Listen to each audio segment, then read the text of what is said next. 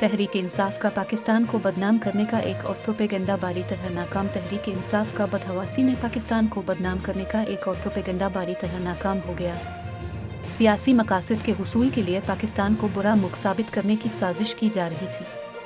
सियासी जमात के एक्टिविस्ट बैरून मुल्क मुकीम पाकिस्तानियों और पाकिस्तान में मुकीम अमरीकी शहरियों के लिए गलत मालूमात फैलाते हुए पकड़े गए। तफसीलात के मुताबिक पाकिस्तान को बदनाम करने के लिए मन घड़त प्रोपेगेंडा फैलाया गया है कि अमरीका ने पाकिस्तान को वॉच लिस्ट में डालकर सफरी पाबंदी आयद कर दी है।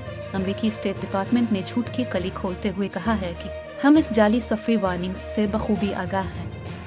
अमरीकी महकमा खारजा ने मौक़िफ़ इख्तियार किया कि अमरीका पाकिस्तान में मुकीम अमरीकी शहरियों के लिए ट्रैवल एडवाइजरी सिर्फ अपनी ऑफिशियल स्टेट डिपार्टमेंट वेबसाइट के ज़रिए जारी करता है।